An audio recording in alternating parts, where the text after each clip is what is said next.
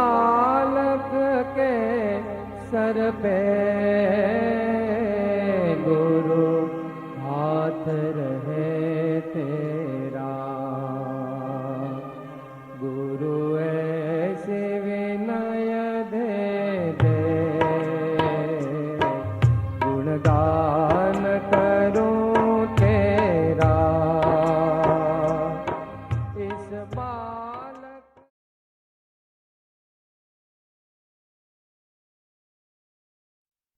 આવો ને 1 મિનિટ અંદર જતા રહો તમે, પછી હું અંદર આવું. હા કરતા શરૂ કરો લેવાનો.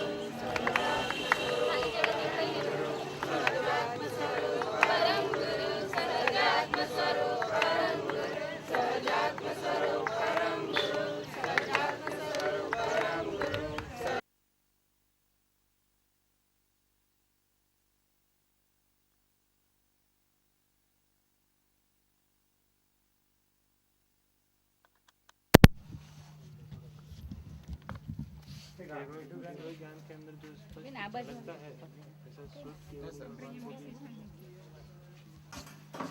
बहुत बड़े समझो कि अलौकिक पुरुष हो तो ही शुद्ध केवल के पदवी तक पहुंच सकते हैं। इतनी वो ब्रेन से याद नहीं रख सकते आप, इतना कोई ब्रेन में इतना रह नहीं सकता।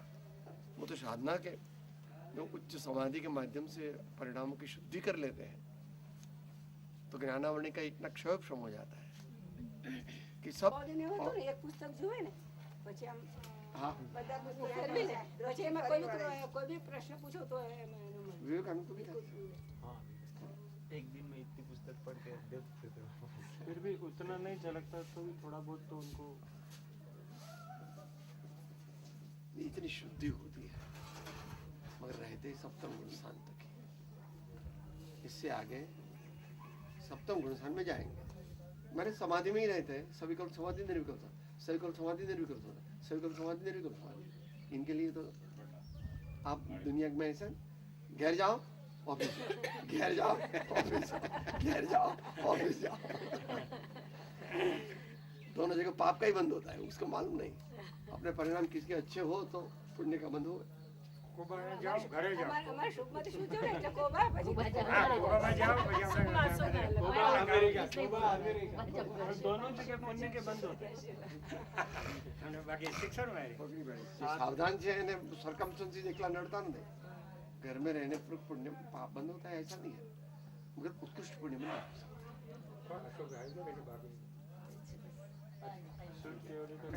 सामान्य हो तो हो। गुरु का मैंने क्या है कि दीक्षा नहीं ली, इतना ही कहना।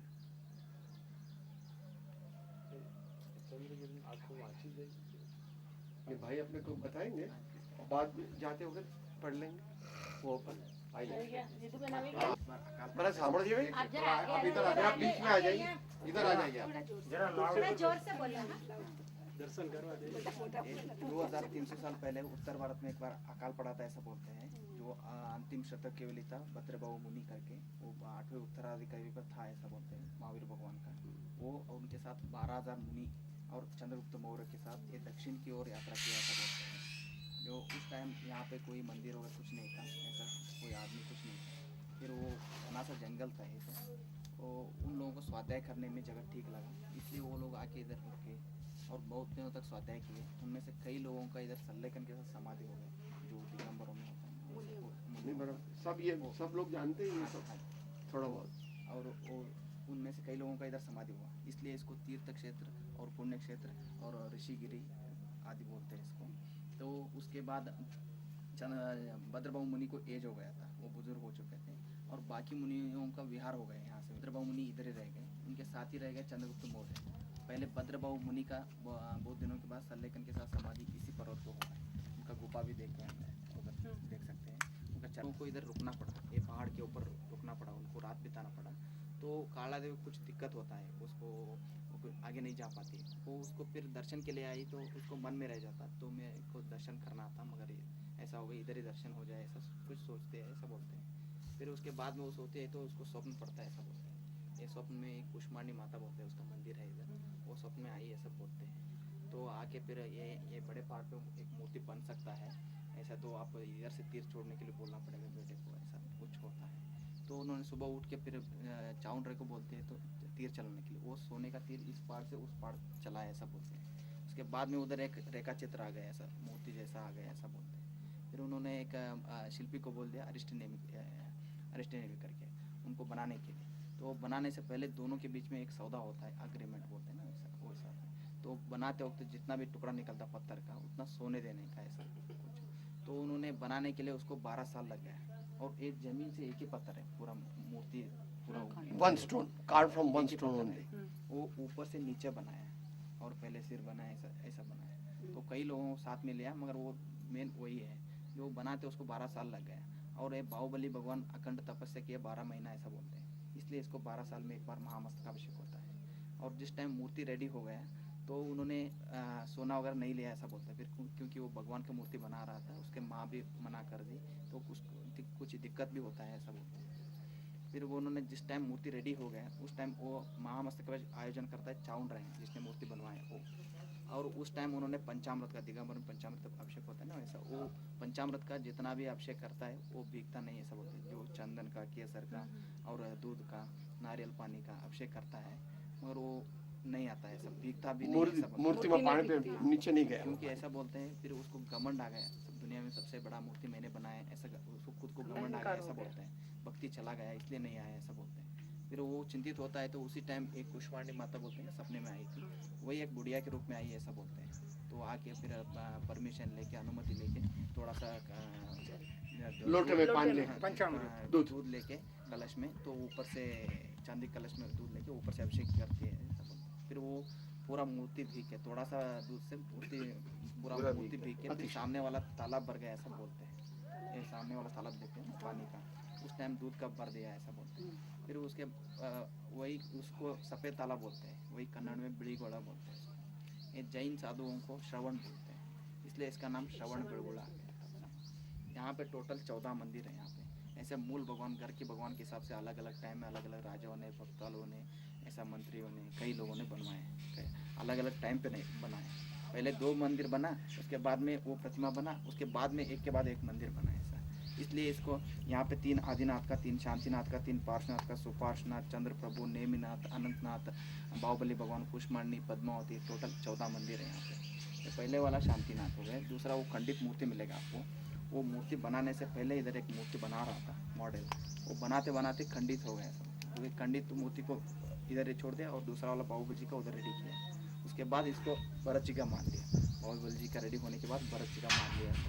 पहले तो ये बाहुबली जी का है, फिर बाद में 4 और 5 जो चाउंड्राय के नाम से बनाया है या उसने बनाया है ऐसा पता नहीं उसको। फिर वो पूरा पत्थर का ही मूर्ति, ये मंदिर है पूरा।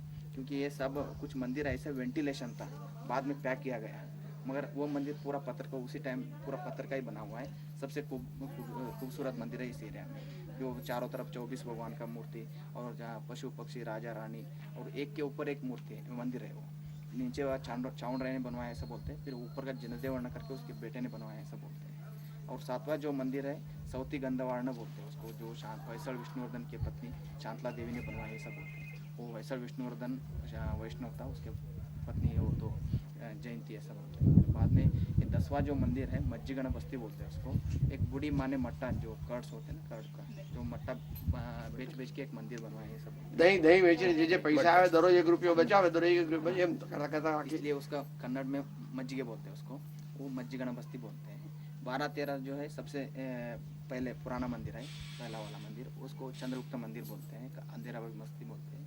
और वहीं पे कुष्मांडी पद्मावती मंदिर है और पार्श्वनाथ का आदिनाथ का है। वहाँ पे एक दीवार पे जो चावंडराय ये चंद्रगुप्त मौर्य और ये भद्रबाहु मुनि का आगमन का उसका मुनिचर्यों का जो मुनि एक्टिविटीज होता है, केश लोचन आहार लेने का सब, और गौर से देख सकते हैं आप उसको, चित्रण है उधर एक दीवार पे। उसके बाद में 14 नंबर मंदिर है, वो अंतराल पार्श्वनाथ बोलते हैं, 16 फुट प्रतिमा है वो पार्श्वनाथ भगवान का। वो कुएं के ऊपर एक पत्थर बैठा के उसके ऊपर एक प्रतिमा स्थापित किया है ऐसा बोलते हैं। तो वो जो वाइट वाला पत्थर है उधर नीचे बिठाया वो, और मूर्ति में थोड़ा सा गैप था ऐसा बोलते हैं, कपड़ा वगैरह पार होता था पहले ऐसा बोलते हैं, इसलिए इसको गैप है ना, इसलिए इसको अंतराल बोलते हैं अंतराल से। और वो 16 फुट का प्रतिमा जो है नीचे चौड़ा कम है, ऊपर चौड़ा ज़्यादा है दोनों, और वो बैक में सपोर्ट नहीं है उसको, ऐसे खड़ा किया गया है, वही ज़्यादा महत्व है। और वो दोनों साइड में कमट का उत्सर्ग हुआ था उसको, जो पार्श्वनाथ भगवान को मोक्ष जाते वक्त, उसके बारे में चित्रण है दोनों साइड में। आप हमारे साथ चलते हैं। परिपूर्ण ज्ञाने परिपूर्ण ज्ञाने परिपूर्ण चारित्र बोधित्व दाने निरागे महाशान मुक्ति हमारी प्रभु प्रार्थना शांति लेशो हमारी प्रभु प्रार्थना शांति लेशो हमारी। भगवान की जय।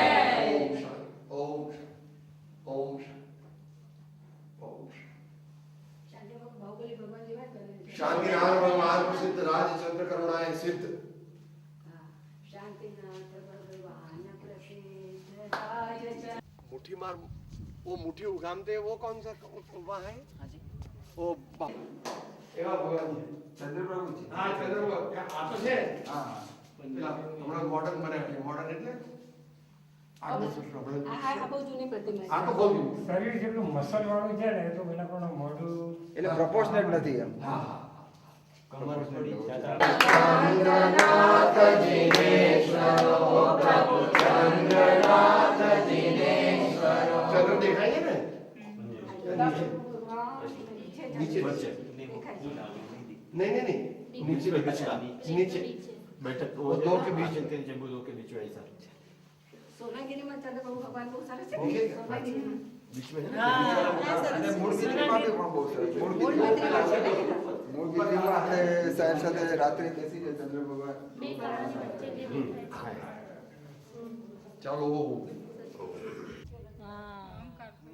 मान सब ये तो रेखा है, देखो ना, कारीगरी काम करते थे, पेन पेपर पेंसिल नहीं था, एक दिन एक आदमी ये काम किया, एक लाइन खींचते थे, दूसरी दिन दूसरी तीसरी, कुलियों की हाजिरी, मजदूरों की हाजिरी, अटेंडेंस रजिस्टर फ्रॉम वर्कर्स।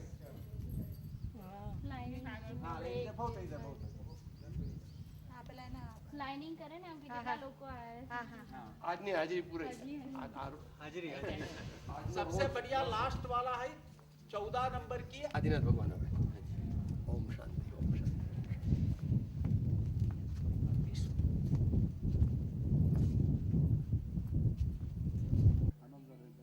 ಇವತ್ತ ಕೊತ್ತವು ಮತ್ತೆ ಬಿಡನಂದ ಮಾನ ಬೆಳಿಗ್ಗೆ ಎಲ್ಲ ಮದುವೆ ಹೋಗ್ಬೇಕು ಒಂದೇ ಬೋಲು ನನಗೆ ಗೊತ್ತಿಲ್ಲ ಬೆಳಿಗ್ಗೆ 6 ಗಂಟೆ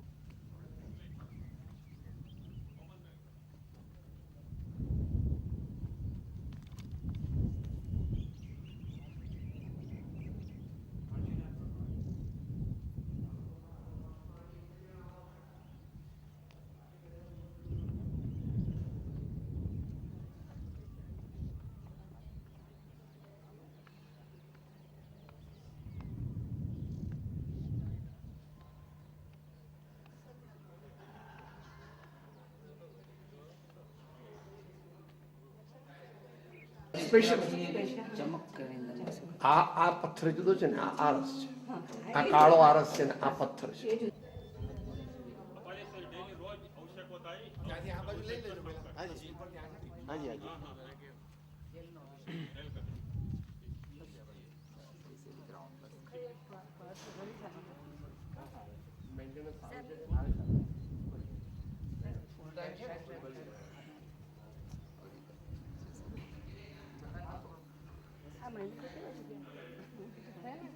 એમની સ્પીડ તો એટલી બધી છે ને નવની तुम ले लो। मेरा साहिब जी के बाजू में एक लेने का है। ये कोई मतलब है?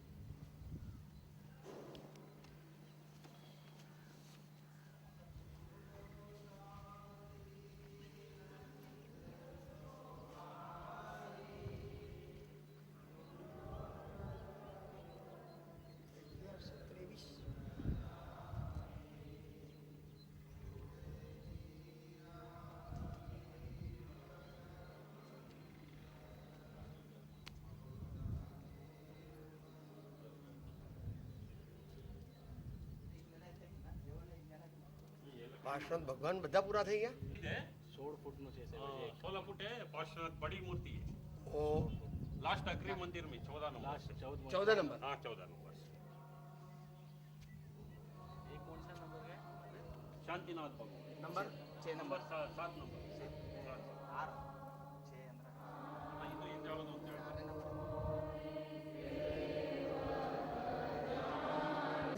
વક્ષસ્થળ બધું કેવું શાઇનિંગ વાળું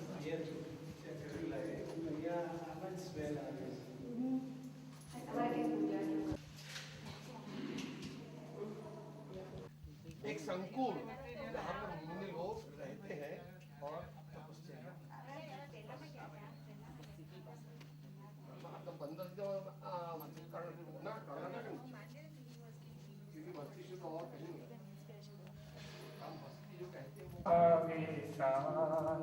अंतरमा अभिमान गयो मागे केवलता जाऊं पूज्य प्रभु ने पासे एवं निर्णय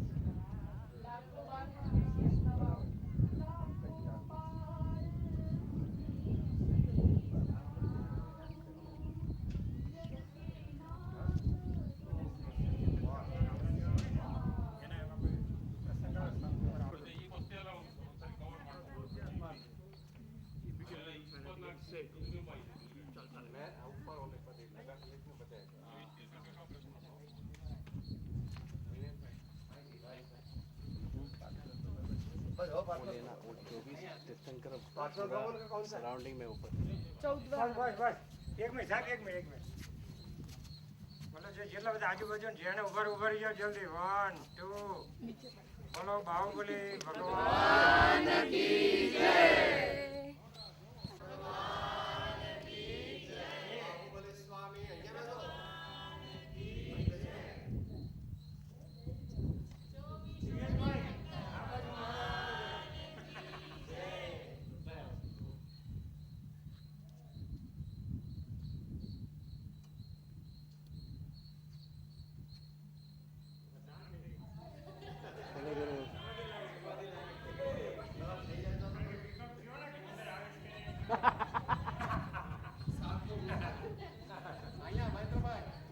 હા નંબર છે ચાલો પ્રભુ ચાલો શિલાલેખ જેવું હશે ને કેટલું એ લોકો ચાવ કરી કરીને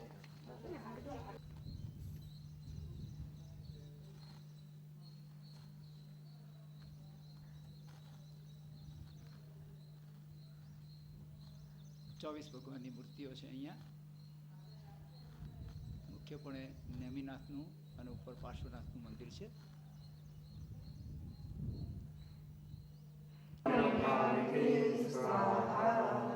બોલો આદિનાથ ભગવાન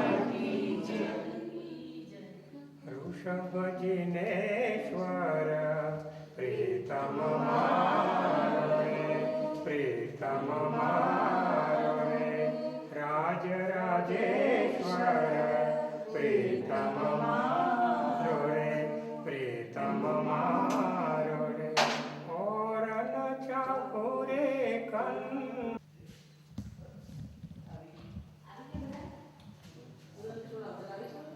अलकाबेन आई है? हाँ अलकाबेन पेલું પદ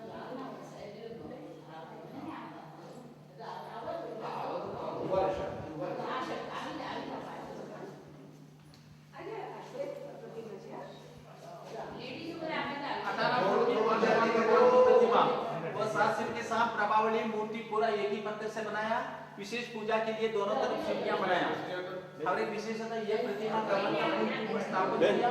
इसीलिए इसको अंतरिक्ष पार्श्वनाथ चिंतामणि पार्श्वनाथ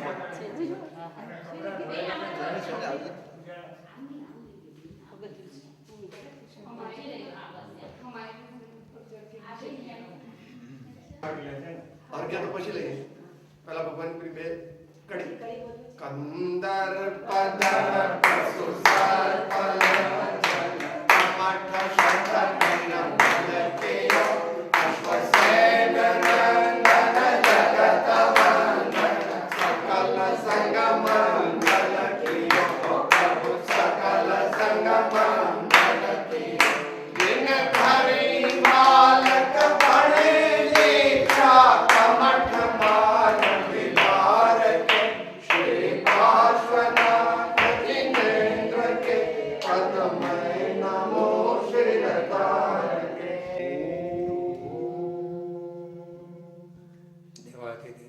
तुमसे लागे लगा अरे पहला पहला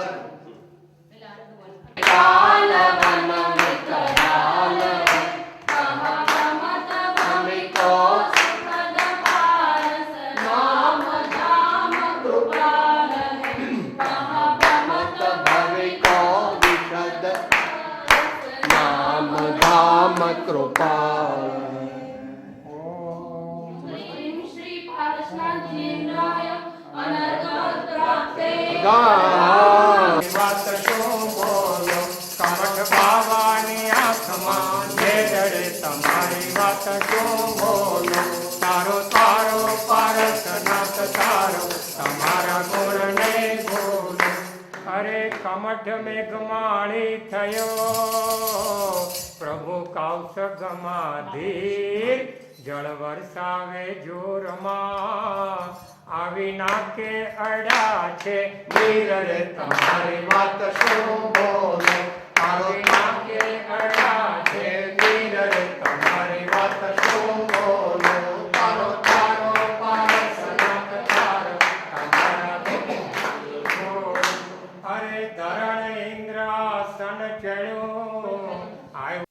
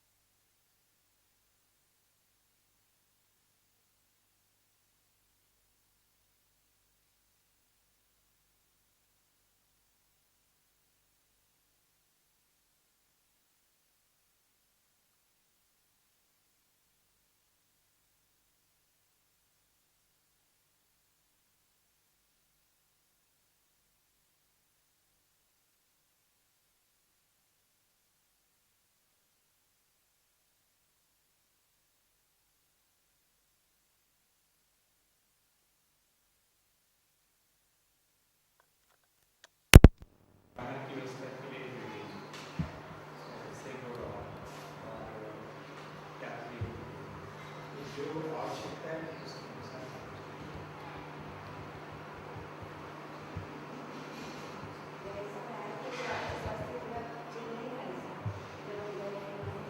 हाँ पिछले साल बीच बहुत शरीर कमजोर हो गया था, हल्का हो गया था, शरीर चलता याद करते 4 अंगुलियों को। अच्छा शास्त्र ठहरता है उस तरह दोनों पर ठहरता है चीजें तो रह गए वहाँ में वो ठहर गए, भगवान सागर भी ठहर गए, हाईवे से पास भी पड़ता है और देखो कैपिटल है इंडस्ट्री दोनों के बीच में।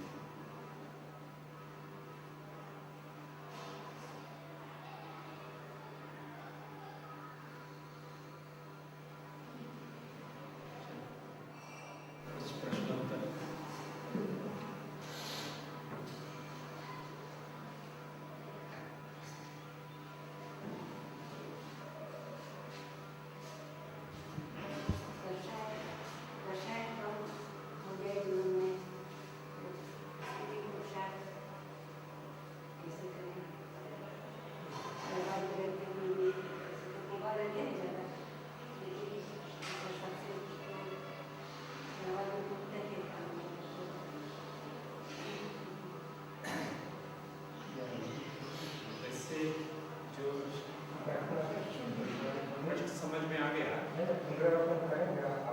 हाँ राइट।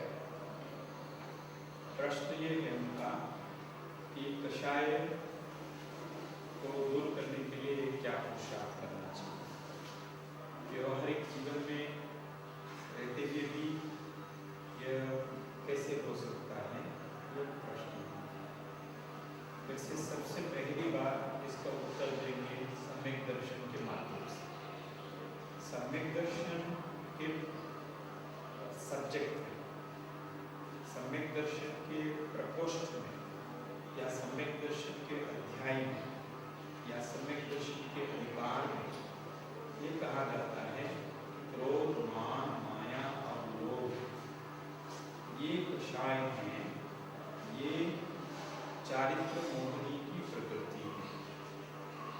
और चारित्र मोहिनी ही नहीं है, लेकिन 8 कर्म 148 प्रवृत्तियां ये आत्मा में नहीं है।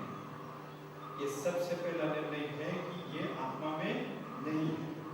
ये 2 द्रव्य मिले हैं, एक चेतन द्रव्य जीव द्रव्य और ये कार्बन शरीर है। ये कार्बन शरीर है, ये आत्मा में नहीं है। सबसे ये हुआ सम्यक दर्शन के उत्तर है। सम्यक दर्शन के उत्तर है कि जो ना आत्मा भिन्न है और शरीर भिन्न है। तो अब सम्यक ज्ञान के प्रकरण में, सम्यक ज्ञान के अधिकार में, सम्यक ज्ञान के अध्याय में यदि इसका उत्तर देते हैं तो दोनों शरीर, कार्बन शरीर और आत्मा, ये दोनों एक साथ रहते हैं, एक साथ रहते हैं। और इस कारण से ये दोनों की भिन्नता होते हुए भी ज्ञान में वो झलकता है। ज्ञान में झलकता है, प्रतिभास होता है और उसको जानता है। तो ये सबसे सम्यक दर्शन के अधिकार में तो आत्मा में है ही, ये 100% है ही नहीं।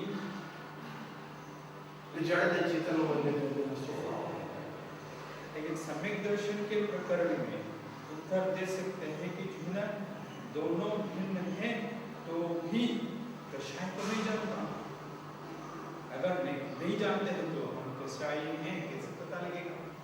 इसका मतलब है वह इसमें जाना जाता है कषाय को। अब सम्यक चारित्र के प्रकरण में यदि कहते हैं तो मेरा जो निज स्वभाव दर्शन ज्ञान चैतन्य का है उसमें मलिनता क्यों आती है? मैं कभी कभी क्रोधित क्यों होता हूँ, अहंकार क्यों आता है, मान कषाय क्यों आता है, मायाचार क्यों होता है? इस प्रकार के जो कषायों का होने से फिर हाँ मुझे छोड़ना चाहिए, इसको ग्रहण नहीं करना चाहिए, इसका प्रभाव मेरे ऊपर ना हो ऐसा प्रयास करना चाहिए। तो फिर क्या करना? जब भी क्रोध आता है तो सम्यक दर्शन के उत्तर को सबसे पहले सामने रख करके फिर सम्यक ज्ञान के कोश में भेद विज्ञान प्रकट, प्रतिक्षण भेद विज्ञान, वो सम्यक दर्शन का जो निर्णय है वो अभी से आखिर तक, वो तो अभी से आखिर तक हमेशा, लेकिन सम्यक ज्ञान के प्रकरण में कभी कभी आता जाता है तो इसलिए जिन्होंने मुझे सम्यक चारित्र के प्रकरण में मुझे छोड़ना है, इसको ग्रहण ही नहीं करना। तो प्रतिक्षण के उदय में जिन्होंने जागृत रह करके सम्यक दर्शन की जो बात सोची थी, जो निर्णय किया था, उसी को धारण करना हर एक समय। तो सम्यक दर्शन का उत्तर अलग है, सम्यक ज्ञान का उत्तर अलग है और सम्यक चारित्र का उत्तर अलग है। तो सम्यक चारित्र के उत्तर में जो ना प्रतिक्षण के उदय अवस्था में जागृति रह करके जो सम्यक दर्शन में देखा था शुद्ध स्वरूप, उसी को ही ग्रहण कर। तो चारित्र प्रतिक्षण की अवस्था है। प्रतिक्षण आपने जो प्रश्न किया था पुरुषार्थ, पुरुषार्थ उसको कहते हैं कि जो जागृति, पुरुषार्थ उसको कहते हैं कि जो आत्मा के जो पुरुषार्थ है वह किस प्रकार होना चाहिए? पुरुगुण क्षेत्रे ही पुरुष, आत्मा को ही पुरुष कहा, शरीर को पुरुष की नपुंसक कहने वाला वो तो दूसरा प्रकार है, लेकिन गौमटसार में पुरुगुण क्षेत्रे ही पुरुष, जो आत्मा के निज गुण में प्राप्ति करने का जो भाव होता है उसका नाम पुरुष है, पुरुष है, और उसकी प्राप्ति का अर्थ है पुरुषार्थ। तो सम्यक दर्शन में जो देखा गया है उसी को ही चारित्र में दृढ़तापूर्वक प्रतिक्षण की अनुभूति करने का नाम ये सम्यक चारित्र का होता है। ऐसे तीनों से उत्तर दे सकते। सम्यक दर्शन का निर्णय वह हमेशा के लिए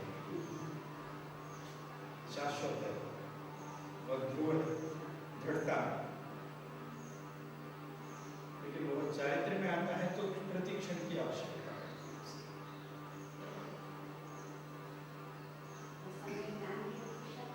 तो हाँ, मेरे जानने में आता है तो मैं क्या करूँ, ज्ञान में झलकता है तो मैं क्या करूँ, बार बार मुझे तकलीफ है। यदि ज्ञान ऐसा नहीं माने तो प्रतिक्षण क्या करता है? ज्ञान कषाय को जानता रहता है, कर्म के उदय अवस्था को जानता है, उदय अवस्था को जानता है और फिर यदि विज्ञान करता है फिर उसके बाद उसको छोड़ने का प्रयास करता है, निज गुण में स्थिर रहने का प्रयास करता है।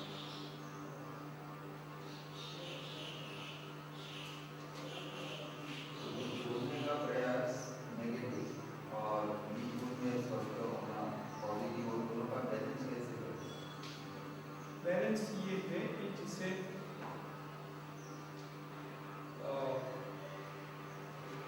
सारा जो मकान है वो नींव के ऊपर खड़े है,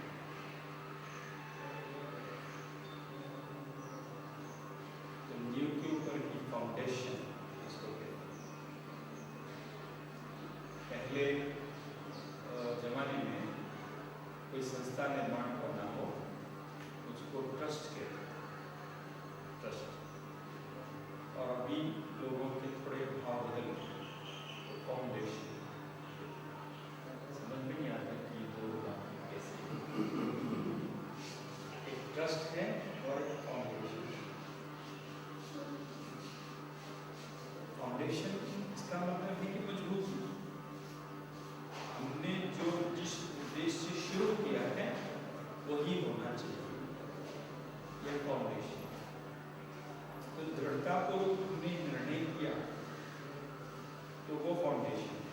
उसी को करना है। तो इसलिए जो है ट्रस्ट में फाउंडेशन में अंतर नहीं है ज़्यादा, लेकिन फिर भी फाउंडेशन कहते ही हम लोग को ऐसा लगता है कि ट्रस्ट का मतलब होता है कि श्रद्धा। तो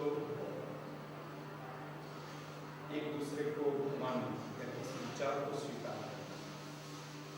तो इसलिए इसी प्रकार जब सम्यक दर्शन के माध्यम से हमने देखा, क्योंकि वही तो हमारे मोक्ष मार्ग का फाउंडेशन है, और उसी को ही उसी के ऊपर हमको महल बनाना है। तो सम्यक दर्शन में हमने जो देखा है, अनुभव किया या श्रद्धा की है, उससे विचलित नहीं होना, उसी को ही देखना। तो इसलिए देखना सिद्ध भगवान के अंदर भी सम्यक दर्शन है, सिद्ध भगवान के अंदर भी सम्यक दर्शन है।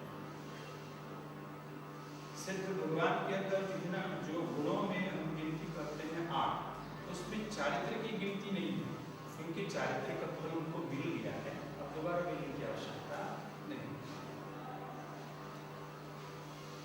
तो हाँ, चारित्र का फल मिल गया, हाँ, मोक्ष तो मिल गया, तो फिर जो है उसको दोबारा कहने की जरूरत, यदि उसको वहीं पर भी यदि चारित्र है तो फिर मुक्ति नहीं हुआ कहते हैं। इसीलिए मास्वामी आचार्य के तत्वसूत्र में व्रत समिति भक्ति धर्म अनुप्रेक्षा परिषद जयम परिषद चारित्र की चारित्र में एंड किया। चारित्र के बाद जो है कोई और नहीं, तो चारित्र ही अंतिम है, उसके बाद उसका फल मिल जाता है। तो इसलिए जितना सिद्ध भगवान ध्यान करते हैं क्या? नहीं। सिद्ध भगवान चारित्र का पालन करते हैं क्या? नहीं, क्योंकि ध्यान का फल मिल गया है, चारित्र का फल मिल गया। लेकिन सम्यक दर्शन है ना, सम्यक दर्शन है, अस्तित्व में विकल्प नहीं। हाँ, सम्यक दर्शन है, सम्यक दर्शन छूटा नहीं।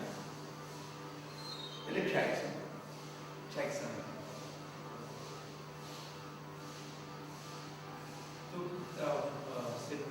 क्षय का सम्यक क्षय का ज्ञान, क्षय का दर्शन, क्षय का वीर्य, क्षय का सूक्ष्म, क्षय का उदाहरण, क्षय का गोलक, क्षय का व्यापक, 8 गुण हैं।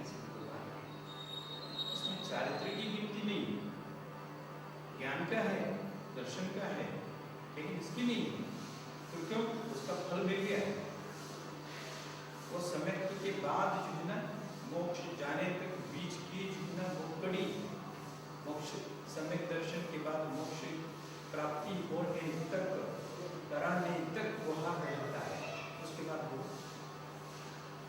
यदि सिद्ध भगवान के अंदर अभी चारित्र है यदि कहेंगे, फिर उसका फल नहीं मिला।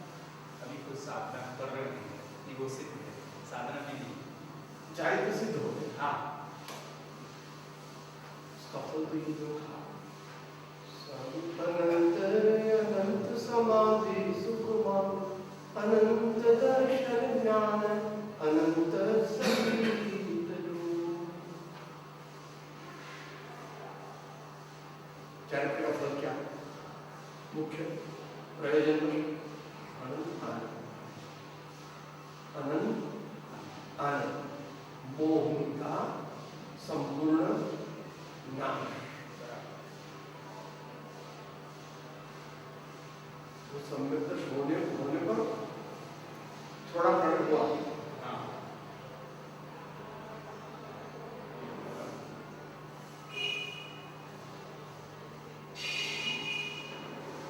सम्यक आचरण चारित्र, सम्यक आचरण चारित्र हुआ, आनंदानंद का हो, फिर एक देश, फिर सकल, फिर अप्रमत, फिर यथाख्या, और फिर मान जी कहते हैं इसके बाद उसका फल, वो उसका फल है तो भूत निगमने की अपेक्षा से कह सकते हैं कि भगवान को यथाख्या चारित्र भी सकते हैं, हाँ, मगर उसको तो फल सिद्धत्व प्राप्त हो गया, सिद्धत्व प्राप्त हो गया।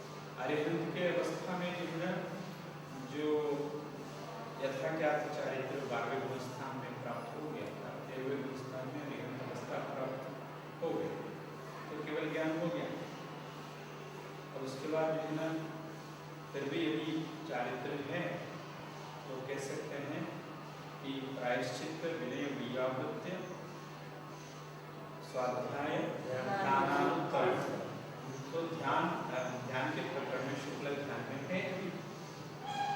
अरिहंत जिस शुक्ल ध्यान को प्रारंभ किया है उससे छूटे, क्योंकि आघाती कर्म को नाश करने के बाद भी वो ध्यान समाप्त हो जाता है, फिर सिद्ध ध्यान में नहीं है, अरिहंत ध्यान में ही है, अरिहंत ध्यान में ही है। 9वें 10वें 11वें 12वें में और 13वें में जो शुक्ल ध्यान हो जाता है तो होगा प्रथम द्वितीय तृतीय चतुर्थ, तो एक ध्यान बाकी था उनका विपरीत क्रिया निवृत्ति, वो अंतिम जो शुक्ल ध्यान है वो उनको अनु करना बाकी है। तो ये यदि इसको चारित्र का मानते हैं तो फिर जो है वहाँ क्या होगा कि वो चारित्र में है,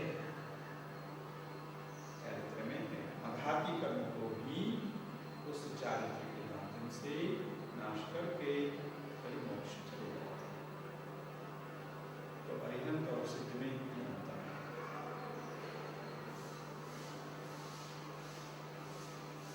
जो मनुष्य ने सिद्धांत की अपेक्षा जो उत्तर दिया है, अध्यात्म की अपेक्षा अगर देखें तो अरिहंत भगवान कोई पुरुषार्थ अघाती कर्मों को नाश करने का करते नहीं है, वो तो औपचारिक होता है।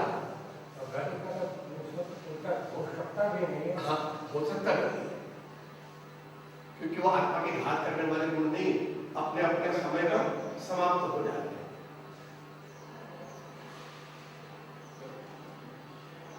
एक आता है वो मनसा की पक्ष को भगवान अरिहंत को अनंत आनंद है और सिद्ध भगवान को अव्यापार आनंद है। इस प्रकार कभी ये अभी श्रुति सागर माना जाए उस समय ये चर्चा तो चलेगी। अनंत चतुष्टय अव्यापार चतुष्टय, अनंत चतुष्टय 4, अव्यापार चतुष्टय 4।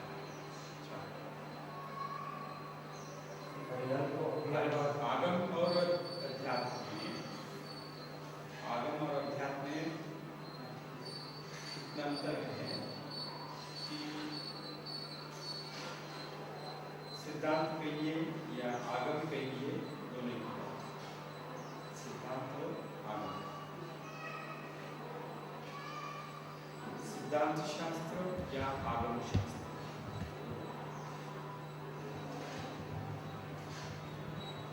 और तीसरा है भावना ग्रंथ।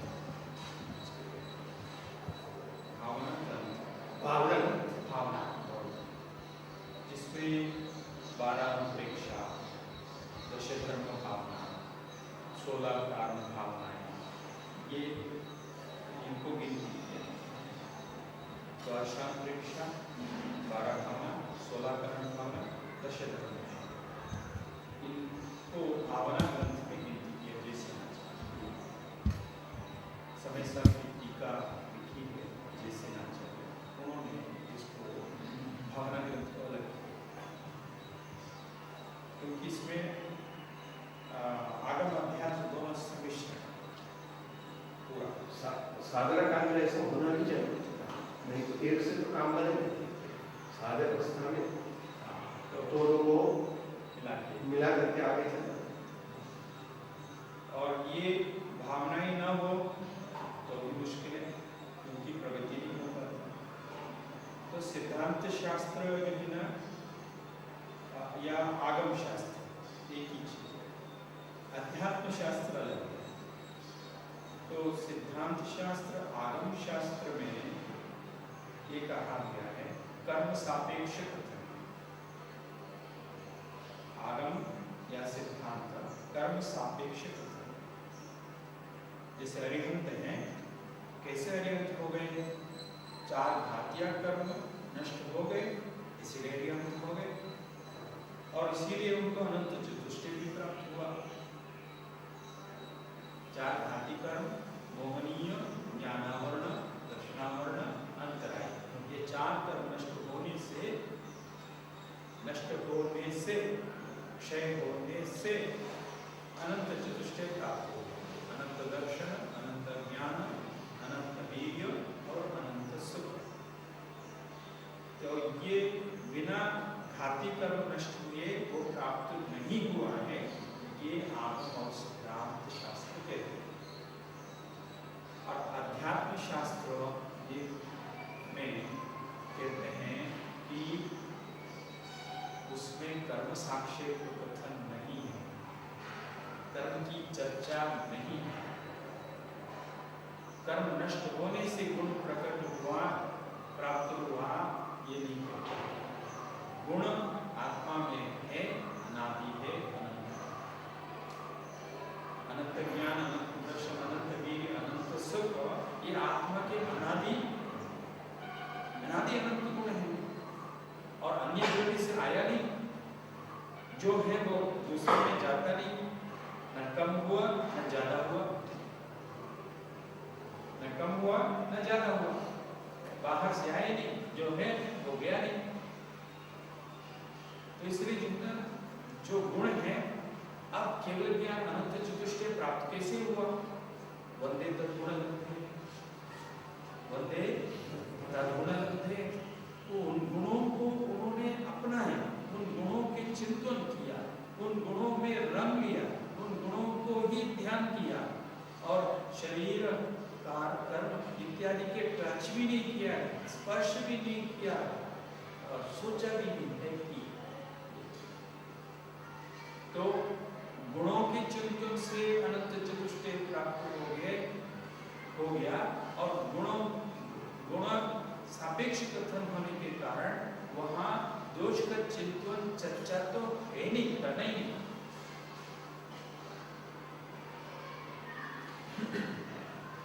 करना ही नहीं। तो केवल जो आत्मा के अंदर अनादि अनंत गुण है, उन गुणों को प्राप्ति की अपेक्षा और उसके लिए पुरुषार्थ किया। किसने पुरुषार्थ किया? प्रश्न उठेगा, किसने पुरुषार्थ? आपने पहले प्रश्न किया था, पुरुषार्थ। पुरुषार्थ कौन करता है? पुरुषार्थ चैतन्य करते हैं। चैतन्य किसको कहते हैं? ज्ञान और दर्शन को ही चैतन्य कहते हैं। तो ज्ञान का ही पुरुषार्थ है, ज्ञान ही अन्य गुणों को प्राप्त करता है। ज्ञान ही अन्य गुणों को प्राप्त करता है। ज्ञान को चाहिए, आत्मा में तो है, लेकिन ज्ञान को प्राप्त नहीं हुआ। आत्मा में ज्ञान है, ये बात तो सभी तो कहेंगे, दुनिया में सब लोग कहेंगे, लेकिन ज्ञान में आत्मा आया ही नहीं। ज्ञान में आत्मा आया ही नहीं।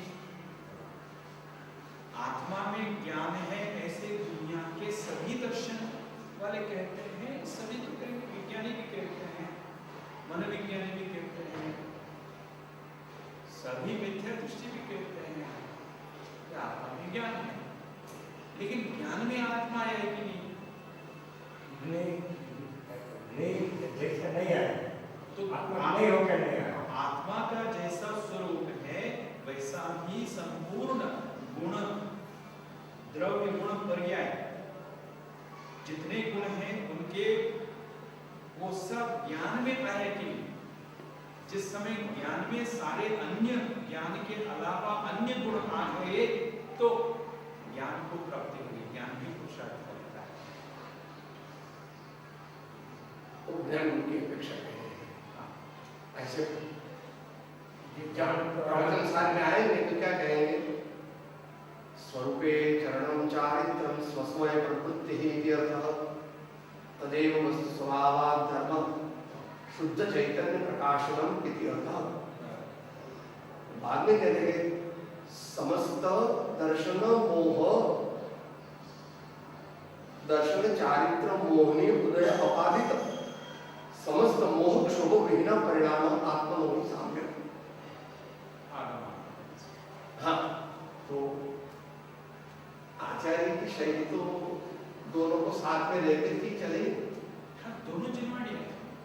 और आगम और जो सिद्धांत है, अध्यात्म है, दोनों जिनवाणी है। एक दूसरे के विरोध नहीं करते, विरोध नहीं, तो एक दूसरे के पूरक हैं। पूरक और पूरक न होवे तो आभास मात्र उभय निर्विरोध ध्वंसिनी सात पदांगे जिनवत श्रीमंते ये स्वयं मात्र हो सपदि समय सारंते परंतु अनोमनो पक्ष तो ज्ञान को प्राप्त करना है, आत्मा में है, क्योंकि जो न सिद्ध भगवान के जो 8 गुण हैं उनमें जो 2 गुण हैं जो चेतन है, ज्ञान और दर्शन। बाकी गुण क्या है? उद्गत तो है ही नहीं, क्योंकि वो मैटर अलग है, अचेतन है। तो आत्मा चेतन अचेतन दोनों नहीं है, लेकिन चेतन आत्मा अपने चैतन्य के माध्यम से अन्य गुणों को चैतन्यमय बना देगा,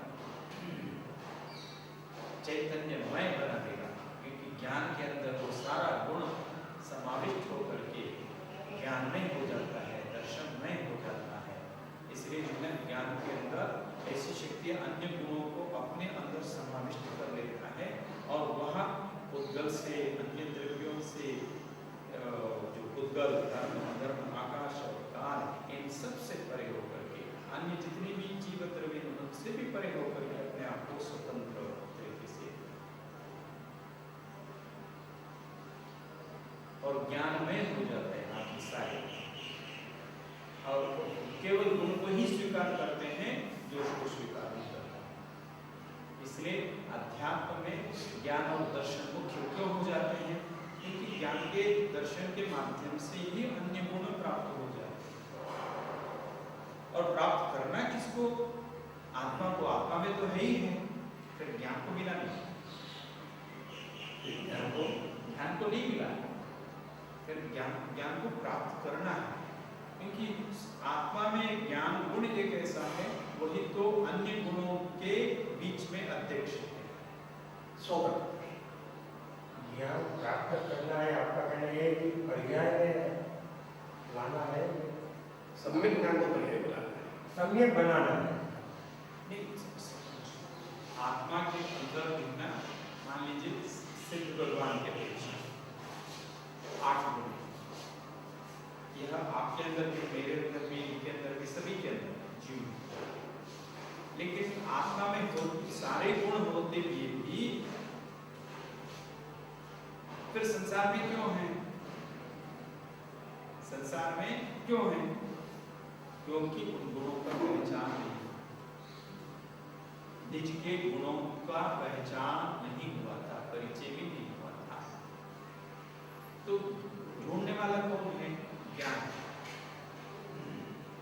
अन्य गुण है ना, वो ढूंढते नहीं, अन्य गुण विद्यमान है। स्व पर प्रकाशक एक ज्ञान गुण है, हाँ, बाकी के सब गुण है वे स्व प्रकाशक ही, इस अपेक्षा से है, बाकी तो हाँ, तो ज्ञान गुण ही प्राप्त करना चाहता है अन्य गुणों को, और जब अन्य गुणों को प्राप्त करना चाहता है तो फिर क्या होगा? गुणों को ही ग्रहण करेगा, दोष को निकालेगा। दोष अपना नहीं है, गुण अपना है। इस प्रकार गुणों का संग्रह करने लगता है। तो गुणों के संग्रह करते करते जो है अन्य जितने भी आत्मा के अंदर गुण है उन सबको स्वतंत्र करता है ज्ञान। उसका रास्ता निकलता है, कैसे उसको स्वतंत्र करना है। कि जैसे आत्मा के अंदर अनंत वीर्य योग है, अनंत शक्ति वाला है। लेकिन फिर क्यों ऐसा अंतराय आता है, बार बार विघ्न क्यों आता है? तो फिर ये अंतराय कर्म के बीच में अनंत शक्ति विद्यमान है। इस शक्ति को तोड़ने वाला कौन है? अंतराय कर्म, दानांतराय, लाभांतराय, भोगांतराय, भोगांतराय, वीर्यांतराय, ये 5 अंतराय कर्म है। इनको कैसे निकाल करके उस अनंत शक्ति को मैं स्वतंत्र कैसे करूं, कैसे कर सकता हूं? इसलिए समय साथ में बात कि ज्ञान का उपयोग और शक्ति का प्रयोग, ज्ञान का उपयोग और शक्ति का प्रयोग, ज्ञान का उपयोग और शक्ति का प्रयोग। शक्ति का उपयोग नहीं, शक्ति का प्रयोग होता है, और ज्ञान का प्रयोग नहीं, ज्ञान का उपयोग होता है। योग उपयोग, जो उपयोग और प्रयोग, ये दोनों ज्ञान नहीं ना, वो शक्ति को अपने साथ में लगाता है कि उसको स्वतंत्र छोड़ने के लिए। इसलिए 2 जगह महाराज जी ने कहा उसमें प्रज्ञा क्षेत्री शितेयम कथमपि निपुणै पाकिता सावधान।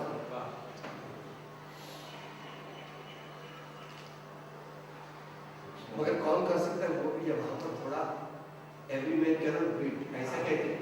प्रज्ञा क्षेत्री कथमपि निपुणै ही पाकिता सावधान, क्योंकि सूक्ष्मेन्तः सन्निबन्धे निपतति रभसा आत्मकर्मो वयस् आत्मानुमग्नमन्तः स्त्री विष्णु सद्धाम्य चैतन्य पूरे बंतम च अज्ञान भावे निमित्त भविता कुर्वती भिन्न भिन्न।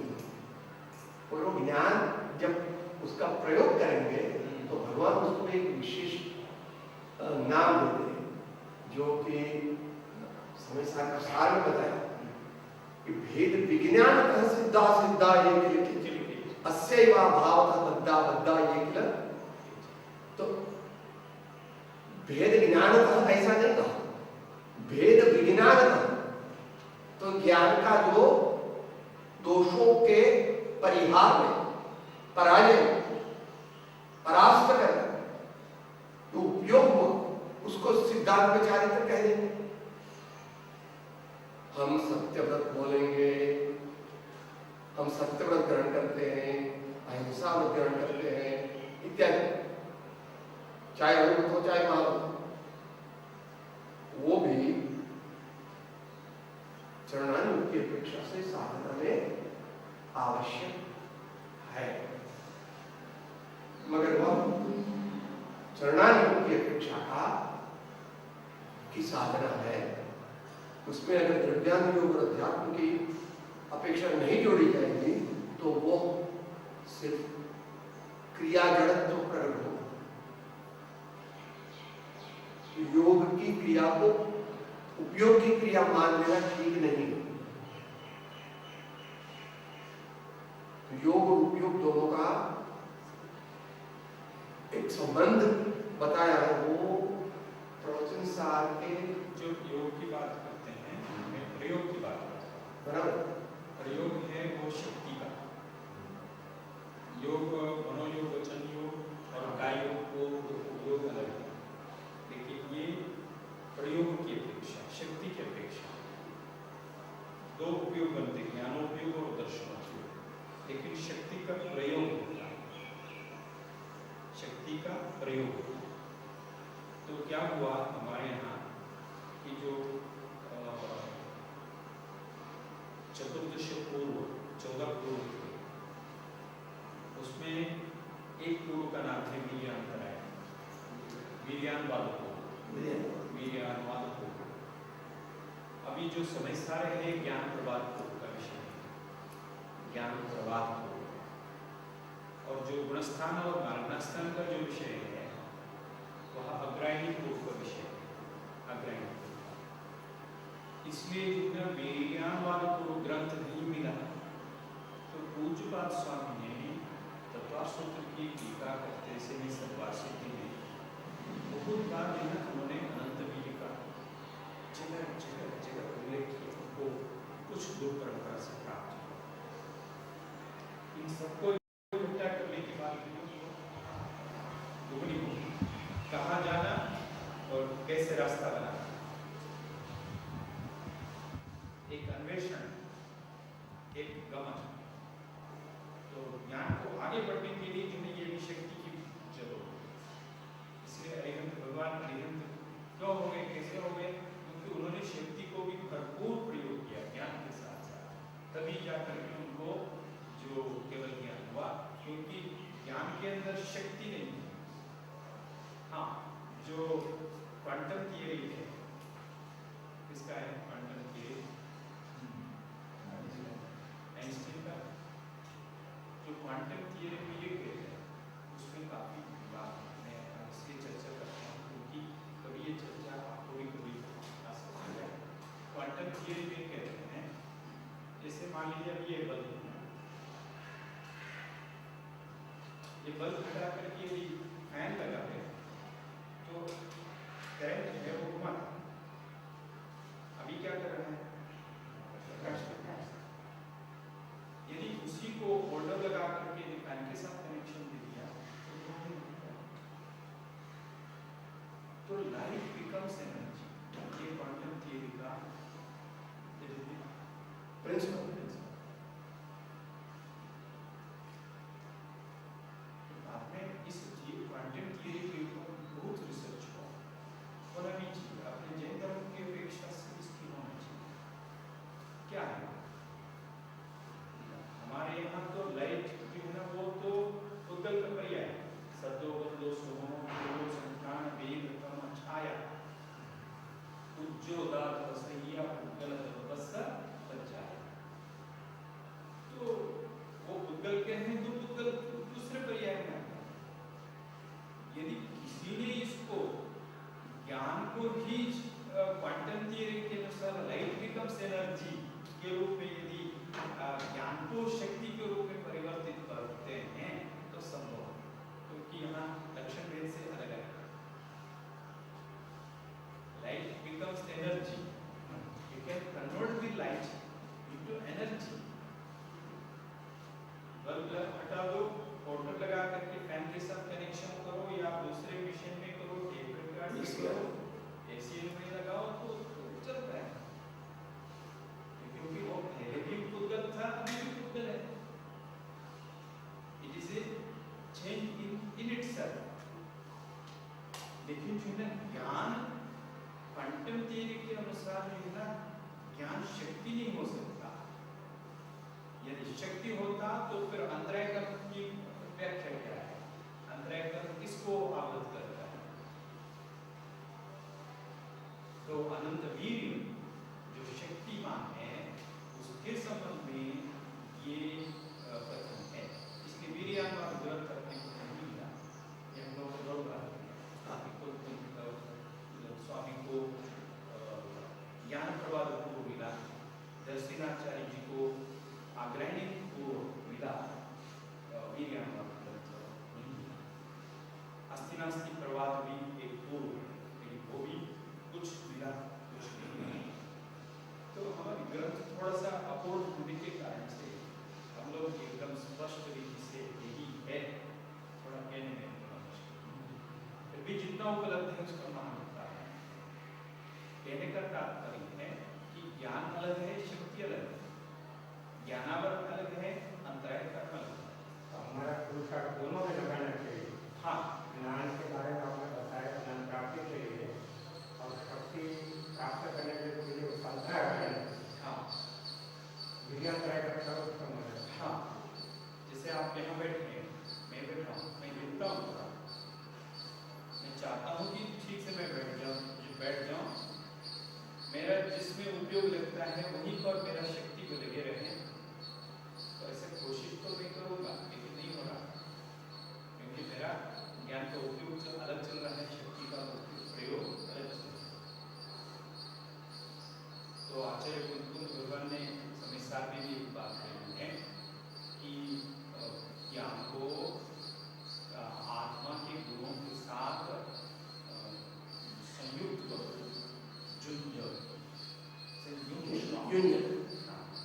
तो उसके साथ मिला, तभी मुझे समझ में आई कि ज्ञान को अन्य गुणों के साथ उसका परिचय करना, फिर उसकी प्राप्ति करना, फिर उसके तन्मय होना। तो ज्ञान को अन्य गुणों की प्राप्ति होना चाहिए। ज्ञान सबसे पहले ज्ञान की उपलब्धि, ज्ञान का परिचय, ज्ञान का शुद्ध स्वरूप का परिचय, फिर उसके बाद ज्ञान के माध्यम से अन्य गुणों का प्राप्ति करना, उन गुणों को स्वतंत्र करना, वो गुण जिन जिन कर्मों से आवृत हैं उन सबको स्वतंत्र करना। ये गांधी जी ने क्या किया? सबसे पहले वो स्वतंत्र हो गए। गांधी जी ने क्या किया? सबसे पहले वो स्वतंत्र हो गए। कैसे स्वतंत्र हो गए? क्योंकि वो इसलिए स्वतंत्र हो गए कि वो वकालत करना छोड़ दिए, बैरिस्टर वकालत करना छोड़ दिया, व्यापार करना छोड़ दिया। फिर उसके बाद पॉलिटिक्स में उनको कोई पक्ष में पद चाहिए, वो भी नहीं चाहिए, उससे भी स्वतंत्र हो गए। तो पूरे स्वतंत्र हो गए, संपूर्ण अपने आप को स्वतंत्र हो गए। अब वो किसी के अधीन है ही नहीं। गांधी जी किसी के अधीन में थे? नहीं। वो सबसे पहले अपने को स्वतंत्र किया, फिर उसके बाद देश को स्वतंत्र करने के लिए उनको प्रेरणा दी। हमारे गुरु जी, आप स्वतंत्र हो गए, इसलिए आपको स्वतंत्रता की बात कर रहे हैं। यदि बंधन में पड़ते तो नहीं हो सकता। तो ज्ञान को सबसे पहले स्वतंत्र करना पड़ता है, ज्ञान को। और जब ज्ञान को स्वतंत्र किया, फिर उसके बाद अन्य गुणों को वो स्वतंत्र कर सकता है। अन्य गुण जो पराधीन हो गए हैं अन्य कारणों से, फिर उनको ज्ञान स्वतंत्र कर सकता है। इसलिए सबसे पहले ज्ञान को स्वतंत्र करना आवश्यक था है। इसलिए सम्यक दर्शन होते ही ज्ञान सम्यक ज्ञान होता है। मति अज्ञान शुद्ध अज्ञान निवृत्ति पूर्वकम सम्यक ज्ञान भवति। सम्यक दर्शन होते ही मति अज्ञान शुद्ध अज्ञान निवृत्ति। क्यों निवृत्ति हो गई? सबसे पहले 5 इंद्रियों के माध्यम से मुझे ज्ञान होता है, ये भ्रांति। इंद्रियों से ज्ञान होता है, मन से ज्ञान होता है, ऐसे थी। और इन्हीं के कारण से ही यही मेरे तो ज्ञान के साधन है, ऐसा हो रही। तो और शुद्ध जो जितने लिखे हुए ग्रंथ हैं उसी में ज्ञान है, मेरे में नहीं है। तो इंद्रियां तो साधन है, मन भी एक साधन है, शास्त्र भी एक साधन है, मैं तो ज्ञान स्वरूप हूं। तो ज्ञान तो स्वयं का गुण है, ऐसा स्वयं को इंद्रियों से, मन से और शास्त्रों से अपने को मुक्ति किया, तो स्वतंत्र हो गया, सम्यक ज्ञान वहां प्रकट हुआ। उसके बाद फिर अन्य जितने भी गुण हैं उनको कैसे मैं स्वतंत्र करूं, इसलिए फिर वहां बराबर चारित्र के जो प्रकोष्ठ में अन्य गुणों को दोषों को दूर करने के लिए वो प्रयास कर रहा है। इसका मतलब है कि जिन्हें ज्ञान ही पुरुषार्थ करता है, ज्ञान ही पुरुषार्थ करने वाला है, ज्ञान ही पुरुषार्थ करके अन्य गुणों को प्राप्त करता है। ज्ञान तो शुद्ध पानी के समान है। आपको कपड़े धोना हो क्या चाहिए? शुद्ध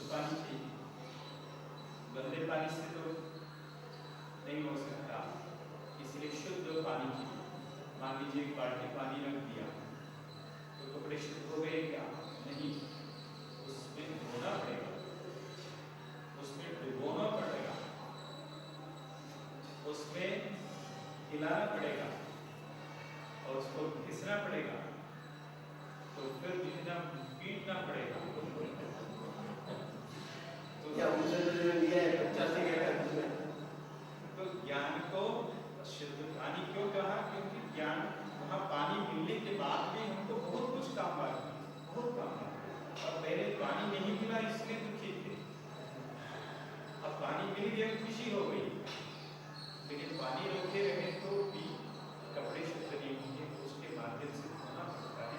ऐसे ही ज्ञान जल है, ज्ञान जल है, और उस ज्ञान रूपी जल से अन्य गुणों को शुद्ध करना है, तब आत्मा शुद्ध होगा। क्योंकि पर्याय से शुद्ध है, द्रव्य से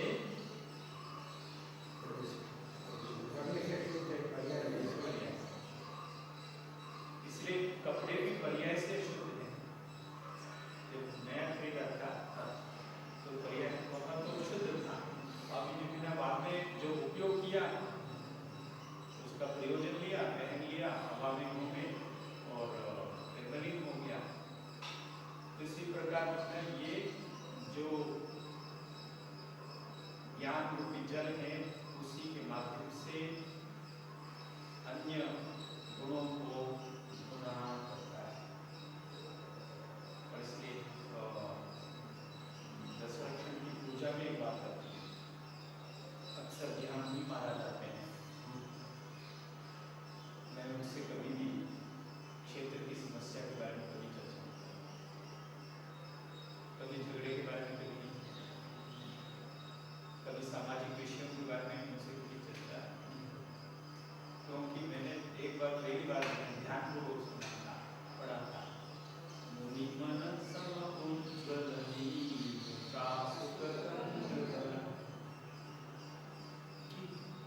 गंगा नदी का श्रेष्ठ है जल, लेकिन जिनका दशरक्षण की पूजा में कहते हैं जल कैसा है, मुनि के मन जितना शुद्ध है। जल को भी उपमा दी है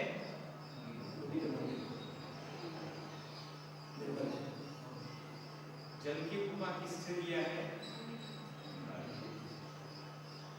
गंगा नदी का भी दृष्टांत नहीं दिया। तो गंगा जल के समान गंगा नदी से सिंधु से पानी लाते हैं इत्यादि करते हैं, तो वो कैसा है जल, मुनि मन सम उज्ज्वल नीर, मुनि के मन के। तो मैं क्षेत्र की समाज की चर्चा करके उस शुद्ध पानी को मैं क्यों गंदा करूं? तो कभी नहीं करते, भक्ति करते, उनकी सेवा करते और उनकी व्यवस्था करते हैं, स्वागत करते हैं, विदाई करते हैं, विहार की व्यवस्था करते हैं, लेकिन उनसे अन्य बातों से कभी चर्चा हो सके तो चर्चा, क्योंकि उनके मन जल, जब जल को भी दृष्टांत मुनि का मन के उपमा दी है, तो उस जल को शुद्ध रहने का भी हमारा वो है कि आपके पास शुद्ध पानी है तो फिर बॉटल में रखते हैं, बंद रखते हैं, पानी को ढकते हैं, क्योंकि धूल नहीं करना चाहिए। ऐसे ही हमारे जल होते हैं जितने पवित्र पानी।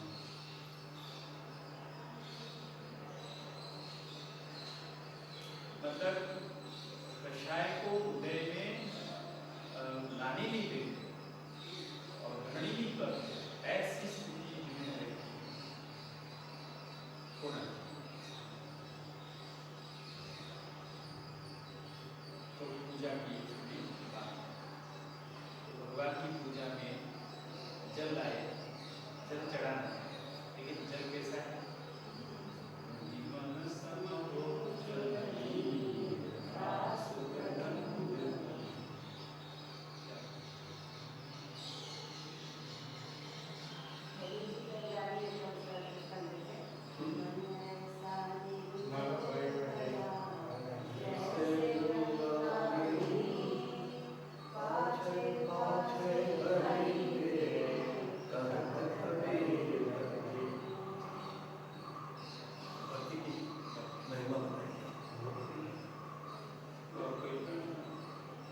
इसका तो और उत्तर जो है 268 और 269 समझता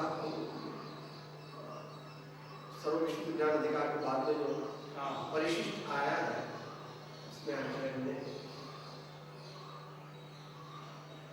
बोली है सात्वाद कौशल सुनिश्चर संयमाभ्याम यो भावयत्य हरः स्वमिवो प्रयुक्तः।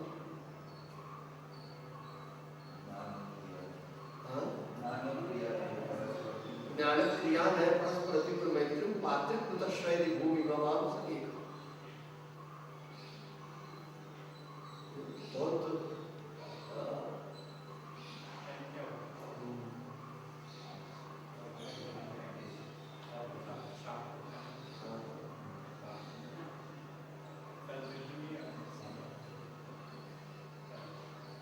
अंतरात्मा काल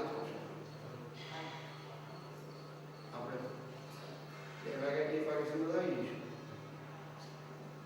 बहुत अच्छा आपका भी अत्यंत बहुत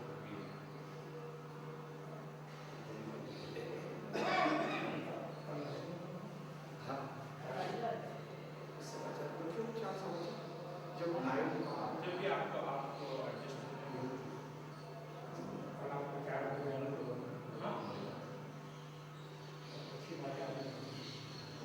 जिनवाणी की बात है उसी की कृपा जो है गुरुओं के आचार्यों के लिए थोड़ा प्रयास करते हैं कि मतलब उसमें मैं अपना खुशी के लिए थोड़ा प्रयास करता हूँ। ऐसे उन्हीं गुरुजनों का वक्ष्यानुसार केवली शुद्ध केवली भक्त। मैं तो नरेटर हूँ, संवाददाता हूँ, कहने वाले तो केवली शुद्ध केवली भक्त।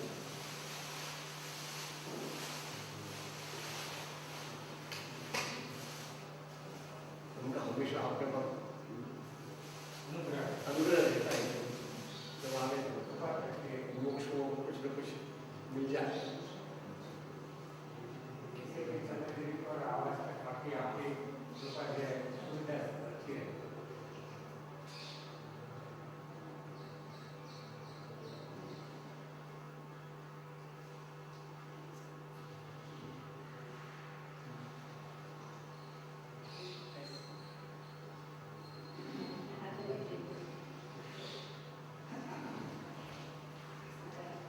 शुक्र कर बाकी जहाँ रखना है वहाँ रखना है।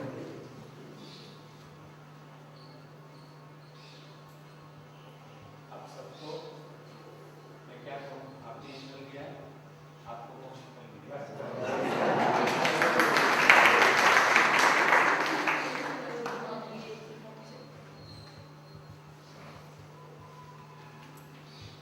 आपके अनुकूलता है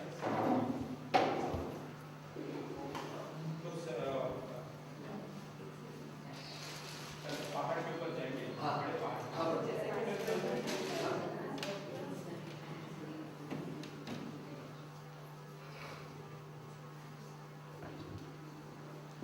ठीक है। आप तो कहीं